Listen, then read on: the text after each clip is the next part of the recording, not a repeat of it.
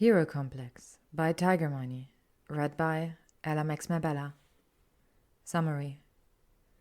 Hermione is trying to keep her menagerie from closing down. In an effort to stop this, she stumbles onto a murder, political games, and a missing persons case. Chapter 1. Lemongrass does not keep cats away. "That cat is back," called Charlie as he stepped through the back door, cradling a baby Namibian sandbagger dragon.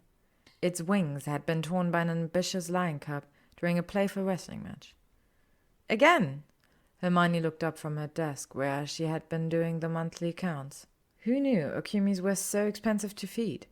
That sanctuary in Nepal had to be shut down last week because the Mugger government decided it was right in the middle of their blasting zone. "I heard the same happened to the Burmese border. We should look at some land in Mozambique." Hermione shook her head. "They are still finding landmines everywhere." "So I guess Mildred is staying a little longer?" Charlie jabbed his thumb over his shoulder to point at a rune spore in the enclosure outside. "It's ridiculous that we can't get these creatures homed as fast as we should." "Pets are hard work, Hermione. Not everyone can give them the attention they deserve." Charlie was being reasonable, and it irritated Hermione because she liked to think she was the reasonable one. A pathetic meow echoed outside the window closest to her desk. Hermione opened the window and stuck her head out. "Not today, you greedy little coward. Either you come in and stay, or you're not getting any food." "What is with that cat?"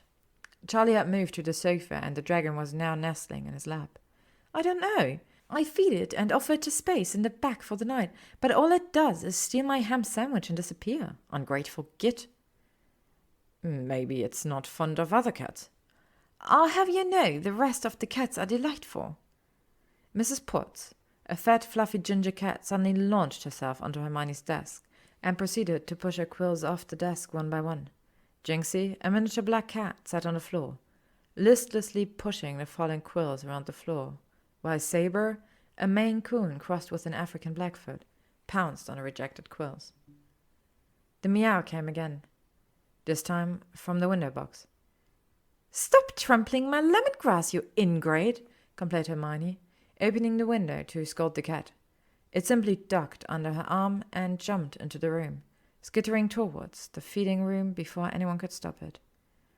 "Guess it was hungry?" Charlie asked as Hermione stared dumbly at the patch of flattened lemongrass. The baby dragon purred and belched, setting Charlie's sleeve on fire. He calmly patted out the flames and continued to stroke the dragon into a doze. "Charlie, I don't want to be a pessimist here, but if we don't get more funding, we're going to have to close." "Oh, Hermione, it'll be fine." "No, you don't understand. If Bingley gets her way, she closed the entire Department of Magical Animals, meaning there will be no more funding for anyone. She's already got a list of social improvement groups she wants to target. Claims there isn't enough money to support a bunch of useless animals when the wizarding world has bigger needs." "Maybe this is something you can fight if you go back?" The look Hermione gave Charlie could have peeled the forest green Victorian wallpapers from the wall. There was a sudden clang, followed by various cats growling and screeching at each other. A white blur shot through the room and out of the window. "And stay out," Hermione called after it. "Stupid bloody cat. Bugger, I'm going to be late. Charlie, don't forget to lock all the gates. It happened one time. Hermione, you don't need to remind me every day." "That one time nearly cost us an arm and a leg." "Don't tell me. I still limp when it's cold." Tiffany Bingley had plans. Big plans. The kind of plans that saw her complete her Hogwarts education in a mere 6 years and her apprenticeship within the Ministry of Magic in only 1. Ambitious was too small a word to truly describe Bingley's pursuit of power. The youngest Minister of Magic was her goal, and by Merlin, Morgana, and Mordred, she was going to achieve it. After all, her motto was, "The ends justify the means," and she embraced every letter of it. There was, however, a bushy-haired speed bump on her path to greatness, and it was currently sitting in front of her office as she arrived. "I didn't know they were allowing the general rebel into the ministry before 7 these days," she pinned Hermione with a haughty look. "Or are you simply lost?" Hermione rose from her seat beside Bingley's office door and brushed down her sensible professional office pantsuit. "I was looking for the Department of Magical Creatures, usually on the second floor of the basement, but there was a sign that they had moved." The witch in the atrium pointed me here. Unless you're an unregistered villa, I don't see what business you have with that department, replied Bingley, crossing her arms. My business with them is my own. Could you just tell me where they have been moved to? Oh, come on. Like I would do anything to help Hermione Granger. You leaving the ministry has been the best thing to happen to this place, so I'm not about to assist you wiggling your way back in here. You have no idea the amount of chaos you caused, which I have to fix. Hermione had spent most of her life dealing with people like Bingley, and she had learned long ago you only punched them when the rope they'd hung themselves with was around their necks. And yet, the urge to smack that perfectly done-up face was more tempting than her favorite cranberry muffins at the coffee shop in Finchley. Hermione took a calming breath, plastered a smile on her face, and nodded. I see, I was misinformed about the directions. I'll find my own way, thank you. Hermione's passiveness, while interpreted as weakness, was anything but.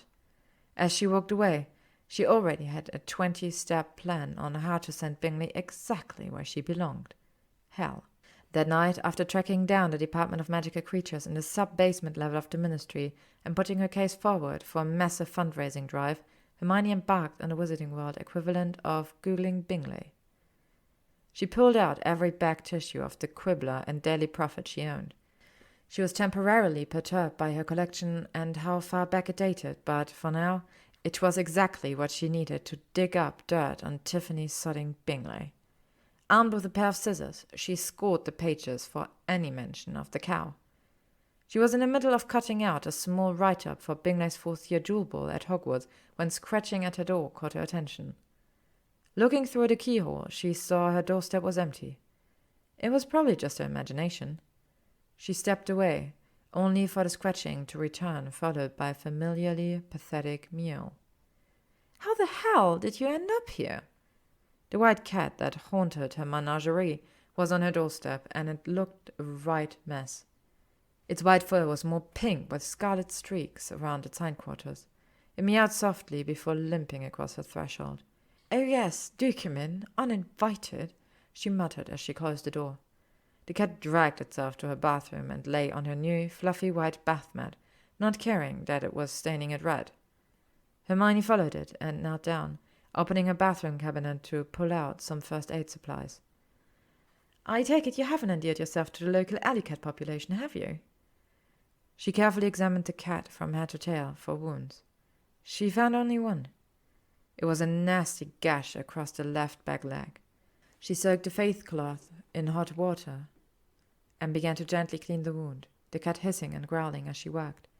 "Oh, hush now! You only have yourself to blame," she gently scolded the cat. "Don't move." She grabbed her wand from the table and returned to the cat. Hermione whispered, "Valeria Noxus," and the cat fell asleep. With some deft wand work and some charms, the cat was cleaned and bandaged in no time. "Valeria Lumina," she finished off, and the cat blinked its eyes, slowly coming back to consciousness. The thing about spells for witches and wizards, they tend to have slightly longer-lasting side effects on animals. So when the cat woke up, it was a little woozy. In other words, the cat was as stoned as a Hufflepuff after newts. Her kitchen clock helpfully informed her that it was almost 2 a.m, and she should go to bed, refusing to be dictated to by a clock, and made a pot of Jamaican Blue Mountain coffee. For she, Hermione Granger, had a mission to complete. My apologies to John Le Carre. "Miney, I love you. You know I do. But there's a very good reason why I work with animals." Charlie was sitting at Hermione's desk at the Menagerie, looking over Hermione's fundraising proposal. "Charlie, it's really easy. All you need to do is fluke call all the witches and the wizards on the list and get them to agree to either come to the fundraiser or at least leave a donation." Hermione was checking her reflection in the mirror. Her hair was pulled back in a severe bun, and she was dressed in a black pantsuit with an emerald green silk blouse. Charlie wanted to mention how much she looked like Professor McGonagall, but chose instead to complain about his role in the fundraiser. "But why can't you do it?" She gathered up her file and handbag. "I have some errands to see to." As Hermione turned towards the door, a familiar meow echoed from the kitchen. Charlie, please keep an eye on that cat. I'll be back later to take him home.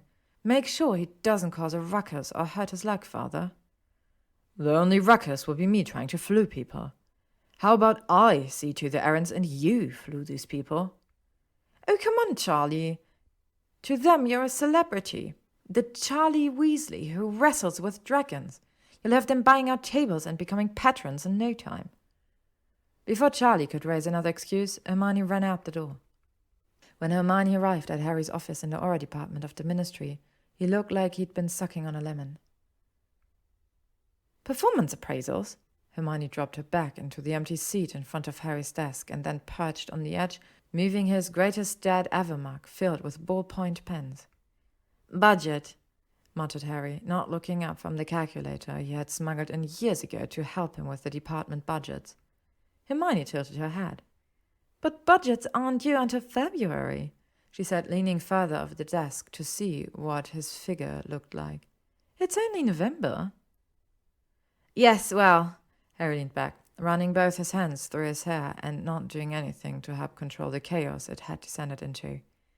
Some little upstart upstairs has mentioned to the minister that the Aura department does not make a profit and should therefore not be entitled to a jewel bonus. Hermione blinked in surprise. That's... She wanted to say ridiculous.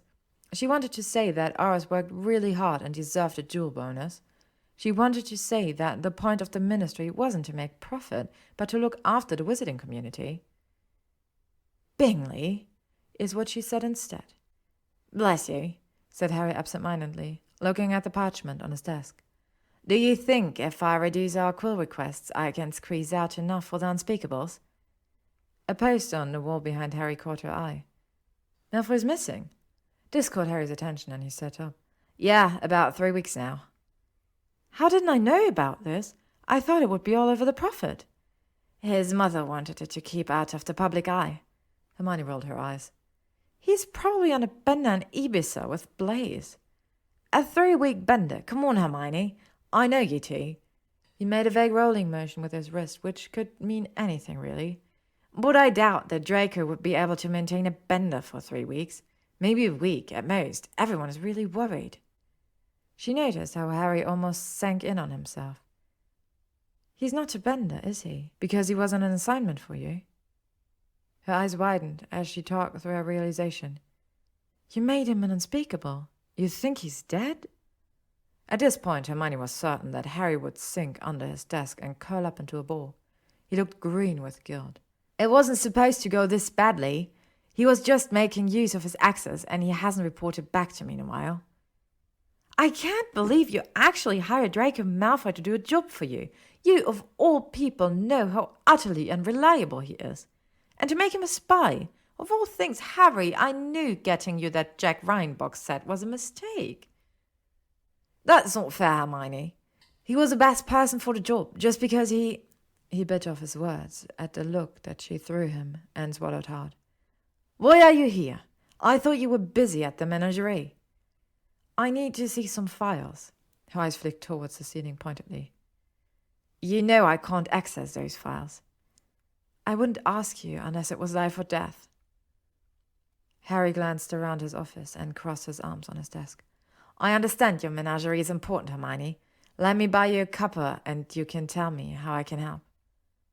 Harry led Hermione through the leaky cauldron out into Muggle London. He made them catch 3 different cabs, 2 buses, and a detour from King's Cross to Canary Wharf, up to Camden, across the Spittle Fields, before ending up in a coffee shop in Primrose Hill.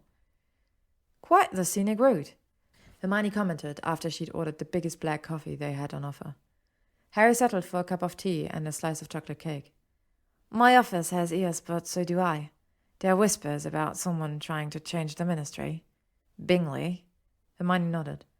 That's the name that seems to be giving me grief too. I just wanted to do some research on how to eradicate this particular strain of pest. Unfortunately, this pest is a spider and her web is thickest upstairs. Keeping her secrets closest to her. Hermione sipped her coffee and stared in amazement at Harry's ability to finish a slice of cake in 3 bites. It was sad that the abused boy under the stairs came out whenever there were treats around. How well do you know this spider? Harry shrugged. She tends to send minions with messages. Never gives direct orders to me. Keeps her hands clean and can claim plausible deniability should feathers get ruffled. She said she was cleaning up my mess. Sort her. When you were there, things ran as well as could be expected. You actually care about people. She wants power. Why is it that every 10 years there has to be some kind of megalomaniac that comes out of the woodwork? Is it the moon, alignment of the stars? What else do you know about her? Nothing. We were really looking into her, but we can't find a thing other than what she wants us to find. Why would the Aurors look into her in the first place? She targeted the Department of Magical Creatures. That makes her a bully. Harry didn't need to say he didn't like bullies. Everyone knew that. Hermione nodded at his statement before taking a sip of her drink. Harry sighed and leaned forward. Look, I'm not going to tell you to stop looking, but I need you to be careful. With Malfoy missing, we need to assume the worst, and I don't want to add your picture to my wall. You really think he's dead? She swallowed around the lump in her throat. He leaned back, curling in on himself. We haven't found a body, but the odds are not in his favor. Do you know where he kept his notes? Harry shook his head. Not in his desk, and we can't go into the manor. Sorry, Hermione. I wish I could give you more. That's okay, Harry. I promise I'll be careful. When I left the coffee shop, it was in opposite directions and at different times. Hermione would never admit it to anyone, but she was actually enjoying her turn at playing spy. The cat leapt onto the table as soon as they exited the flue. Hermione shrugged it off and went to change into something more comfortable. When she returned to the living room, it was staring at the newspaper cuttings she'd left there the night before. One would think you were actually reading those, she mused as she went to turn on the kettle. The cat meowed softly, its paw resting on an article. What have you got there? Hermione gently pried it from the cat and pulled it closer. The cat shook its head, trying to dislodge the cone she transfigured from a coaster from around its neck. Stop that! It's to stop you from licking yourself. She swore the look it gave her was the feline equivalent of a deadpan. The article only had the briefest mention of Bingley. Instead, it spoke of the death of renowned wizarding philanthropist Archibald Wigglebosh. Hermione was not proud of herself for giggling at his name, but deep down, weren't they all 13-year-old boys? Wigglebosh had been found dead in his study, which had been locked from the inside. The healers had ruled it an aneurysm brought on by a snuff habit. Hermione didn't know much about snuff, only that it was the ash of various herbs mixed together. Usually it contained fennel and willow bark, but unless his snuff was laced with belladonna or maybe a muggle drug, it shouldn't trigger an aneurysm. Bingley was mentioned as one of the relatives who was mourning the loss of her favorite uncle, which struck Hermione as odd, as Wigglebosh was as far ideologically from Bingsley as one could get. Maybe this was it. A murder in a locked room. Oh, goody. Chapter 3. We should have a research montage. Charlie had no idea how popular he actually was with the wizarding elite. And by that he meant a certain demographic amongst them, being witches of a certain age with a lot of money. His list of patrons read like the who's who of wizarding society. He had been receiving flu calls from not only England, but as far away as New Zealand and Singapore.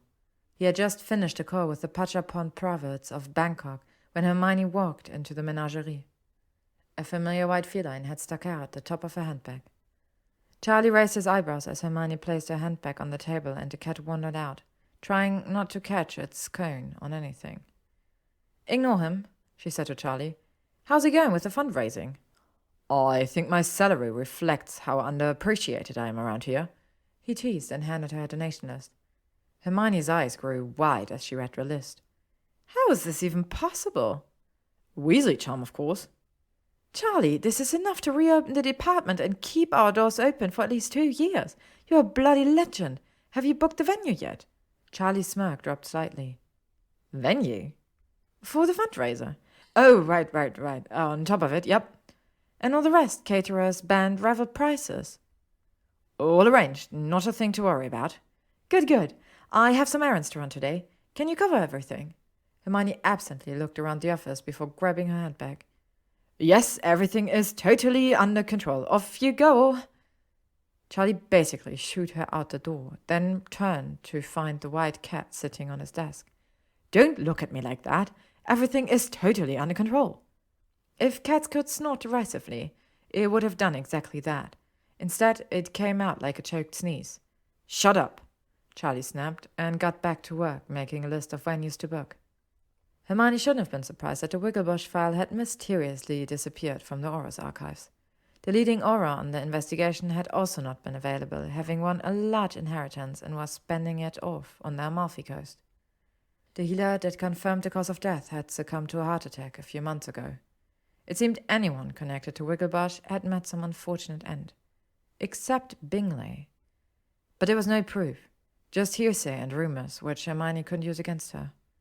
With this dead end, Hermione headed back to the Menagerie.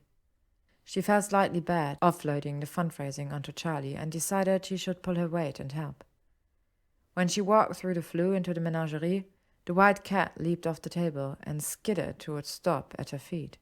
It meowed, looking up at her, as if to whine about how she dared to leave him alone with Charlie. "He's quite helpful," said Charlie, standing up from the table and stretching his back. "Only you'd find a cat helpful." She stepped around the feline and headed to the kitchen to turn on the kettle. "Get all your errands done, then." Charlie scooped up the cat and cuddled it. The cat went limp, resigning itself to its fate in Charlie's arms. "In a way. How are we doing with the fundraiser?" She pulled down 2 mugs and dropped a tea bag in each one. "Swimmingly." Charlie lowered the cat to the floor and joined Hermione at the kitchen counter. "I'm sorry I haven't been around to help." She bit her lip, urging the kettle to boil faster. Charlie shrugged, pouring some milk into his mug. "I'm sure whatever has you running around is just as important. My dad flew earlier. I think something is wrong at the office. He just asked how we were doing, and then I think someone walked into his office because he just ended the call. Usually he'll talk for ages." Hermione heard the kettle pop off, and she poured the water into the mugs. "That does sound odd." Inside she was giddy. The Department of Muggle Affairs seemed to be the obvious next target for Bingley. She wanted to abandon her tea and rush to the Ministry, but she felt obligated to stick around and pretend life was normal. Only Malfoy was missing. Harry was scared. Arthur was nervous. Life wasn't normal, and she had to fix it. She forced herself to sit down with Charlie and go through the preparations for the fundraiser. They chose the entertainment for the night, the menu, and swapped ideas on raffle prizes. The white cat had settled itself on her lap, its head poking over the edge of the table, looking like a tulip thanks to the cone. "I swear that cat actually understands what we're talking about," Charlie pointed out. Hermione shrugged. "Now, remember, we can't see the Thai ambassador and his wife close to any of the delegates from Africa. The wife is still on their shit list for the blackface incident last Halloween. She also pissed off the Japanese princes. Maybe put them at a table with the Canadian ambassador Marianne Combs. She will diplomatically educate them about racism." By the time Hermione got home, white cat in tow, she was exhausted. The newspaper clippings littering her kitchen table seemed like a silent accusation that she was procrastinating and had a murder to solve, a megalomaniac to dispose, and an ex-boyfriend to find. Sodding Malfoy, getting himself mixed up in all this and possibly ending up on the wrong end of a Nevada. It was as if he felt he always had something to prove. She'd warned him against joining the Auras. It would just be asking for troubles. He was safer running the family business. He was good at it. Malfoy had learned to read people, figure out their motives, and use it to his advantage. That wasn't a reason to run off and become a spy. "He's such an idiot," she muttered. She was going to find him, and if he wasn't dead, she was going to kill him herself. The next morning was a Saturday, and instead of enjoying a lie-in with some fried eggs and toast for breakfast, Hermione gasped awake. Her heart was pounding, and her hair was damp with sweat. She scrambled out of bed, dislodging the cat where it had curled up by her feet, and ran into the kitchen. With the wave of her wand, she began laying out the newspaper clippings in the air to form a sort of murder board that hovered over the table. The cat padded in after her, meowing. "What does one need to commit a murder?" the cat meowed. "Exactly. Motives, means, and opportunity. So how did Bingley kill Wigglebush? Why did she kill him? Where can I find proof?" By now the cat had launched itself onto the table via a chair and was pawing at the various pages floating above it. "Stop that! We need to think! What would Bingley have gained from murdering her uncle? What has it got to do with her crusade to close the Department of Magical Creatures? Who can I ask without ending up dead? The cat meowed and pawed at an article. What? Will you stop that? I'm trying to figure this out. The cat repeated his pawing and meowing. Hermione took a closer look at the article. It was a brief write-up of Bingley being promoted to a diplomatic role for the Ministry, and that she was being seconded to the Ministry branch in South Africa. She glanced down at the cat. That's not very helpful. What's her posting got to do with killing her uncle? Hermione needed more facts. Ones that she won't find in the press. She had to start shaking some trees and examining what fell down. But who do I start with? The cat almost looked offended and shook its head at her. It jumped off the table, heedless of the wrappings on its hind leg or the quone around its neck, and headed into a living room. On the shelf of a sagging bookcase, hidden amongst the stacks of books, was a frame containing a photo she didn't look at often. The cat sat in front of the bookcase and meowed. Hermione ignored him, staring at the murderboard instead, willing it to cough up an answer with the power of her mind. The cat continued to meow, trying to get her attention. Finally, it clumsily climbed the bookcase and pushed the photo frame to the ground. The shattering of glass pulled Hermione into the living room. Why? She asked it, kneeling down to clean up the debris. The cat intervened, meowing frantically. What is your problem? The cat nudged her cheek with its cone. Its silvery eyes wide. Silver eyes? Similar silver eyes looked at her from the photo as she smiled widely under the summer sun. White blonde hair that matched the color of the fur on the cat in front of her. Malfoy? Chapter 4. Please brush your teeth after licking your balls. Malfoy, she whispered, convinced she was losing her mind. The cat meowed and nodded, gently pawing at her hand. Hermione reared back, landing on her butt. The cat tentatively slunk closer, placing a paw on her knee. So you're not dead. You're just a cat now? The cat meowed. Hermione rolled her eyes and got to her feet. No way. I'm just hallucinating from the stress. You, she pointed at the cat, are not Draco Malfoy. You're just some street cat that... She began to stutter. The cat started showing up around the same time Malfoy disappeared. That's impossible. Was it? The cat stayed at her feet, using its paws to push at the broken shards of glass in the photo frame. It kept looking from the photo to her and meowing, each utterance seemingly more urgent than the last. Draco, the cat meowed, stepping into her space and standing up on its hind legs, front paws grabbing at her jeans, its silver eyes staring at her. Oh, fuck me. Hermione ran to the kitchen and grabbed her wand. Revelio. A ghost spectre rose from within the cat, and it resembled a very pissed-off Malfoy. Fix this, mouthed the spectre, before retreating back into the cat's body. Finita incantatem, Hermione commanded. Nothing happened. Her hands went to her hips, and she stared at the cat. Only you could be turned into a cat with a spell that can't instantly reverse, Malfoy meowed. Yes, well, I'll figure it out. I have to do some research. Just don't lick yourself where I can see you. The cat gave her a look that she was used to seeing from Draco's face. Disdain mixed with revolt, and some embarrassment. Don't even try to lie and tell me you didn't enjoy being able to lick your bollocks. Then she remembered the last words she had shouted at him as she was throwing his clothes out the bedroom window. It had been to, succinctly, go fuck himself. Seems now I could. In a way.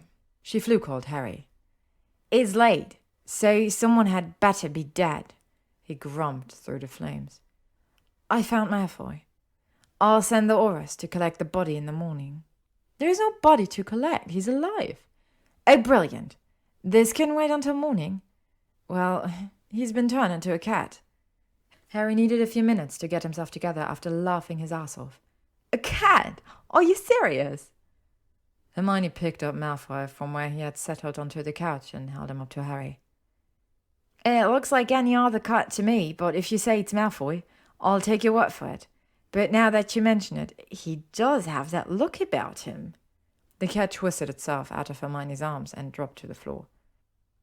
Boredom with a side of disdain? Exactly. Harry, I don't think other curse breakers will help, and word will get around he's still alive. It could end badly. I'll just keep looking for cure. Oh, by the way, heard any rumors coming from Arthur's department? He seemed a bit on edge when he spoke to Charlie earlier. Miney, it's late. I'm too tired to talk office gossip with you right now. How about I come over to you for coffee tomorrow, before work? Hermione nodded and ended the call. When she turned around, Malfoy was back on the sofa, hind leg in the air and mouth poised above his bits. Ew! Groaned Hermione and went to bed. Malfoy lowered his leg and sighed. Harry was used to waking up into all sorts of situations when it came to Hermione, so it really shouldn't have surprised him to arrive through the flu the following morning, carrying 2 extra large coffees, to find a living room covered in open books, her hair in a state, and the cat looking ready to scratch someone's face off. The cat that was evidently Malfoy. Morning! Harry leaned over to give Hermione a peck on the cheek and placed one of the cups of coffee on the table next to her. He then sank into the wingback chair to her left. Hermione barely acknowledged him. Malfoy slunk towards Harry and stood on his hind legs, front paws resting on Harry's knees. He let out a growling mew and shook his head, banging the cone still around his neck. I guess if you are really Malfoy, I can take this off. And you'll know not to lick your stitches? The cat harumphed and shook his head again. Harry carefully removed it. Nothing! And had she been less worried about her books, she would have lopped it across the room. I've gone through all the counter curses I could. Latin, Greek, Sanskrit, even Welsh. Nothing has worked. She pointed a finger at the cat. Only you would get cursed in a language that doesn't exist. Harry couldn't help the bubble of laughter that pushed its way out of his chest. Oh, Merlin, all of the things I considered, Malfoy being turned into a cat was not one of them. The cat meowed and Harry burst out laughing. Every time he thought he got control of it, he glanced at the cat and started laughing again. No, Harry, it's not funny. Hermione caught the giggles and was soon leaning against Harry, laughing hysterically.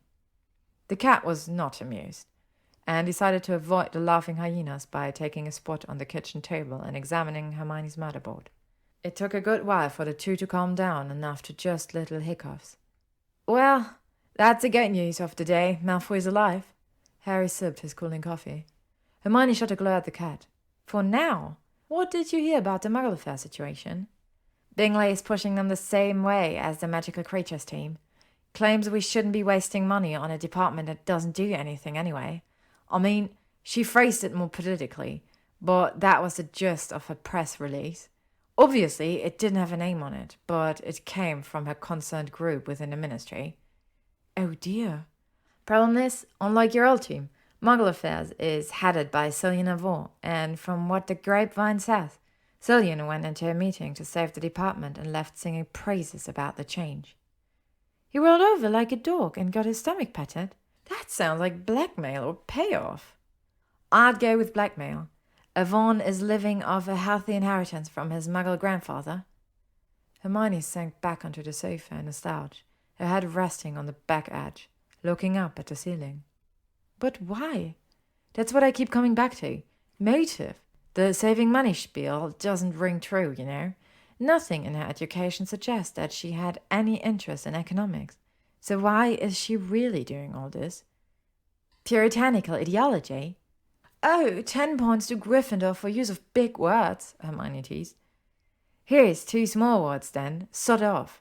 Besides, I think she's Muggle-born anyway, so I don't think it fits. The cat meowed from the table, causing Hermione to sigh. I have a feeling if I can get him turned back, he'll have the key to all this. I feel there's a but at the end of that. Hermione smiled widely. But Karma is a bitch. When Hermione ran out of languages, she tried potions. Malfoy was no longer a white cat per se, but instead had multicolored splotches all over his fur, as if a prism was reflecting off his body. Malfoy had gone through the stages of being cursed: denial, anger, hunger, irritation, and was now heading towards resignation and acceptance. Hermione was starting to slowly lose her patience. She began entertaining ideas of dragging Bingley from her office by a perfectly tied bun and forcing her to turn Malfoy back. I should just leave you as a cat. You'll be less trouble that way, she muttered, feeding him some pieces of ham as she made herself a sandwich. Malfoy nudged his nose against her cheek softly, where he sat on the counter. "Don't try to butter me up. That's a long overdue apology which means nothing." Malfoy nudged her again. Hermione felt her eyes prick with tears and abandoned her sandwich as she fled to her bedroom. Malfoy hadn't just broken her heart. He had ripped it out of her chest, dropped it on the ground, and danced on it until it had been nothing but a smear on the road. Metaphorically speaking, of course. All she wanted was the two of them to be happy together, but no. Malfoy had decided he needed to be a hero in order for her to really love him, which was stupid. Hermione didn't want to be in love with a hero. They had short lifespans, and if she was being completely honest with herself, she wanted Malfoy in her life for as long as she could have him. She couldn't support his suicidal quest to prove himself worthy of her and to the world at large. Hermione fell asleep with tears in her eyes and hollowness in her stomach. Hermione woke up from a dead sleep and was stumbling to the living room before her eyes had fully opened. "Bunty! How the heck could I have forgotten Bunty?" She lurched to the sofa, looking around for him. "Malfoy, where are you? I think I've got it." Malfoy slunk in from the guest room. "Of course you'd make yourself comfy in a guest room." She rolled her eyes. "I think I have it, and I'm embarrassed I forgot about it. Bantu, African languages. That's why you pointed out that article. Thing is, there are 12 languages, so I need to try 12 incantations. You up for it?" Malfoy nodded. "Right, let's see where I did put the book. Ah, here it is." She paged through the tome of African mythology and stopped on a page. "Right, Swahili, because that's the most common one. Acha Uyanga Hu." Malfoy meowed. "Fuck, okay, let's try." She turned a few more pages in the book. "Xosa? Oh dear, the clicks might be difficult. Did you hear any clicks when they cast you?" Malfoy merrily huffed. "I guess not. More pages were turned and scanned. "Shona. Kumisa Ichvi Svisiana Musoro." No human Malfoy sprang forth. "Hey, for..." Hermione paged through the book frantically. "All right, third time must be the charm, right? Tibela Sena Sesa Utlua Haleng. No? This is just embarrassing now. Okay, last one. Aibo. Yakisa Lobulanya." There on the floor sat a very naked Draco Malfoy. "How hard is it to figure out it was supposed to be Zulu?" he growled as he stood and walked into her bedroom. "I showed you the article that said she was stationed in South Africa. Zulu is the language of magic there, just like we use Latin for ours. Come on, Granger. You're getting rusty in your old age." He returned wearing an old t-shirt and a pair of pajama pants he'd left behind. Hermione promptly smacked him across the face before wrapping her arms around him in a hug. "Nothing rusty about your right hook," he muttered as he pulled her tighter against his chest and kissed the top of her head. "Thank you." "I want to strangle you." Her voice was muffled. "Let's string up Bangley, and then I'll let you kill me, okay?" He felt her nod against his chest, and he should have stepped away, but by Morgana, he missed having her in his arms. "Tomorrow?" "Tomorrow," she replied. Chapter 5. Tying up loose ends and eating pie. The next morning, after a quick flu call to Charlie and then to Harry, Draco took over the kitchen. "I haven't had a decent meal in weeks, Granger."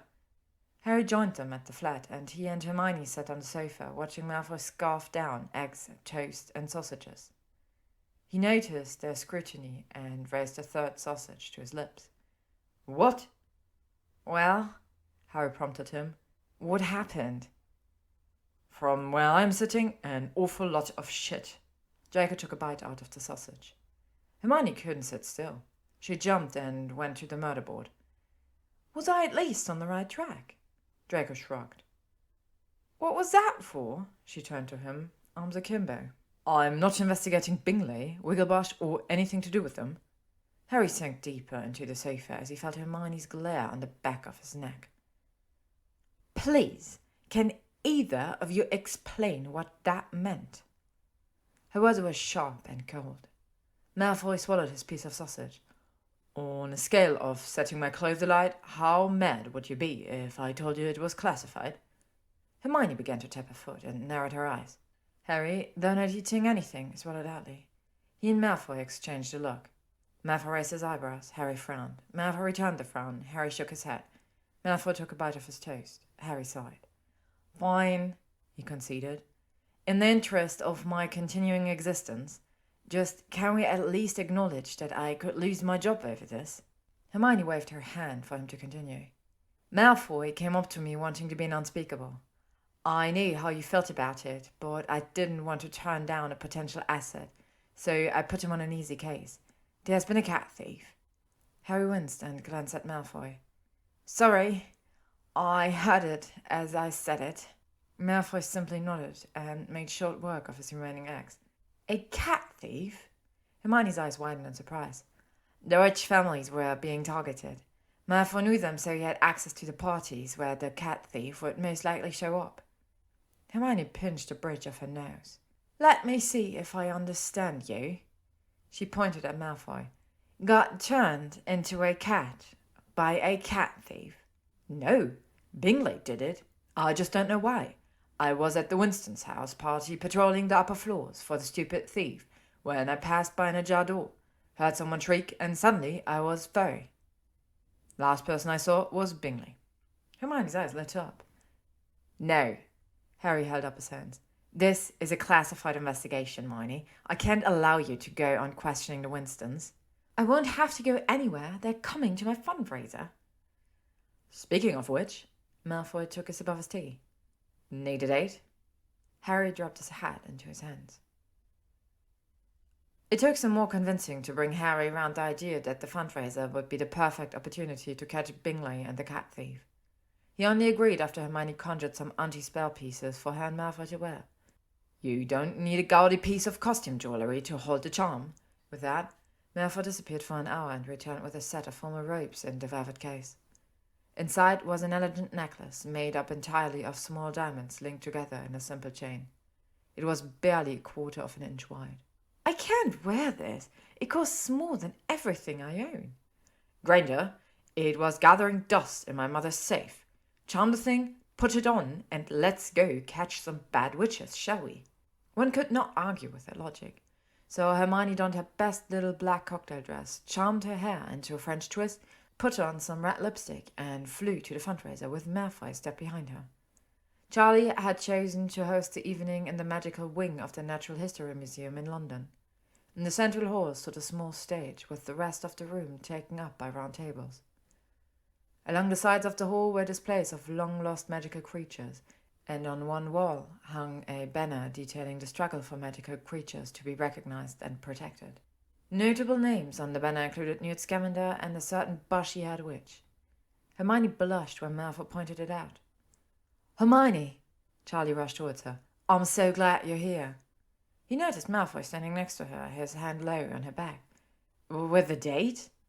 He took her hand and shot Malfoy a look that was trying for apologetic, but ended up being more confused.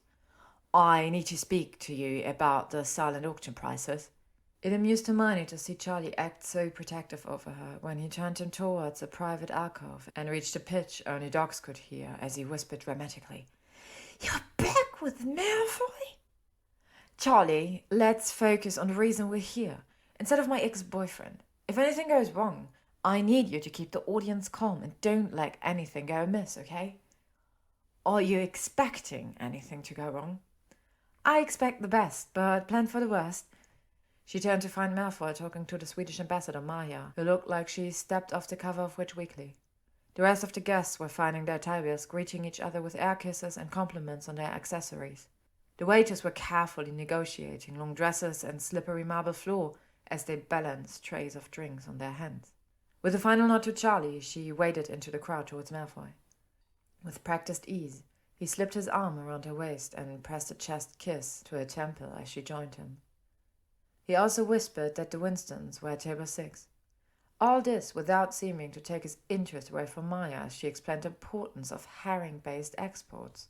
Hermione smiled and quietly excused herself after thanking Maya for attending. Without trying to appear obvious, she took a winding route towards table 6. I can't believe Malfoy had the gall to show up tonight. Betty Winston was sneering at her cousin next to her.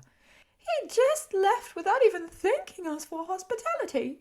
I tell you, some of these old families are breeding out menace.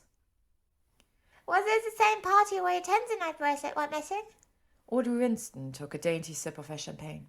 She wasn't jealous of her cousin's bracelet, but it had looked so pretty on her wrist when she tried it on all those years ago.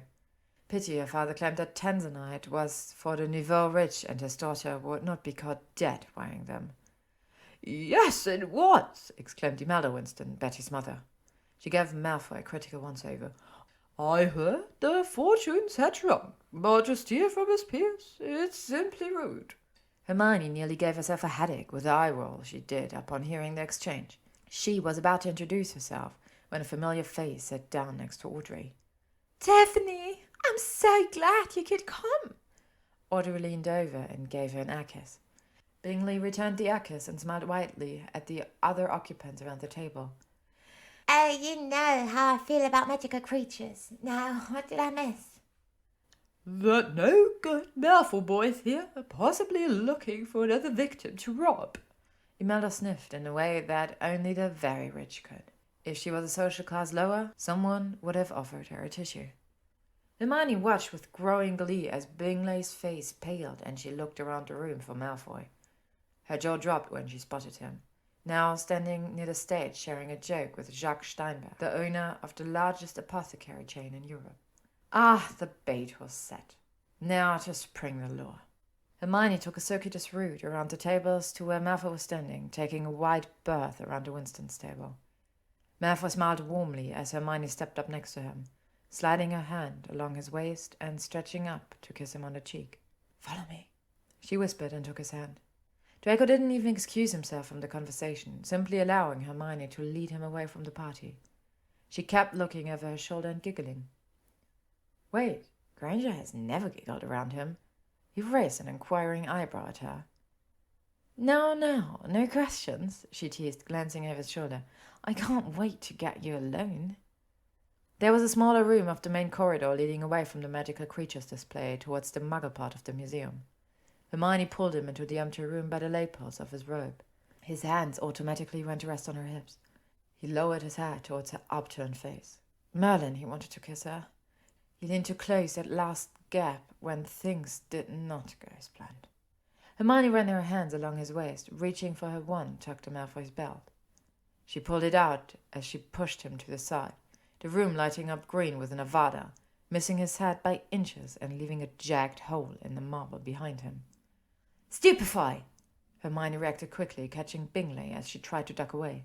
Tiffany Bingley ended up face first on the cold marble floor of the Natural History Museum, unable to move. It happened so fast. Malfoy had to take a few moments to realize Granger was no longer in his arm. Oh, right. The actual plan to capture Bingley had worked. His own private plan to win back his ex? Not so much. Hermione sent off her Patronus, and within seconds, Harry and Stuart Crispin arrived from where they were hiding in the larger gallery to revive and arrest Bingley for the attempted murder of Draco Malfoy, twice as well as being prime suspect in the death of Wigglebush. Draco left with them to assist with the interrogation without saying goodbye to Hermione. His head hung low as he followed Harry into the flue, and he couldn't catch her eye when she tried to say goodbye. Hermione shrugged it off as him being preoccupied with the arrest and went back to the party. The Daily Prophet had a field day with the news that week. Hard times for Eris. The headline almost took up the entire front page. Her whole mission was because she needed Wigglebush's money to fund her campaign to become minister so she could impose new laws that would prevent Muggle-borns from re-entering the Muggle world or keeping contact with Muggle families and friends. They would have to integrate completely into the wizarding world. Hermione threw the newspaper on the table in disgust. You were right, Harry. Another puritanical idealist. When will we ever see the last of them? Harry shrugged, mouth full of banoffee pie. I knew she'd spiked us now for something bad, but to use cocaine, which ironically she bought from a Muggle dealer. But the whole thing just leaves a bad taste in the mouth, doesn't it? Right now I'm tasting caramel, so I can't complain. But yeah, it's worrying. I doubt we've heard the last of this kind of thinking. I'm sorry you haven't been able to catch the cat thief. We did. Sorry, I forgot to tell you. Malfoy figured it out. Was Audrey Winston all along. Apparently she just liked sparkly things. She returned everything, and as much as I want to, I can't arrest someone for being an idiot. Speaking of idiots, Hermione trailed off, He's around. I haven't assigned him a new case, and I won't until you two sort your whatever out. Hermione have to laugh. Then he's never going to work again. There was a knock on the door, and Harry quickly stood and moved towards the floor. You'd be surprised how motivating the idea of unemployment is. With that, he ducked through the flames. She opened the door to find a rather dejected-looking Malfoy on her doorstep. I never thanked you for helping me when I was... A cat? He nodded. A cat that licked its balls. Malfoy shuddered, much to Hermione's delight. Yes, well, sometimes I forgot that I wasn't a cat. That is not a decent excuse. True, but still, thank you for everything. Really, I wouldn't have survived this without you. Hermione leaned against the doorframe, arms crossed. How do you feel about banoffee pie? Is that a trick question? Might as well come in. I've just made a pot of Guatemalan roast coffee. Draco Malfoy entered Hermione's flat and stayed. The end.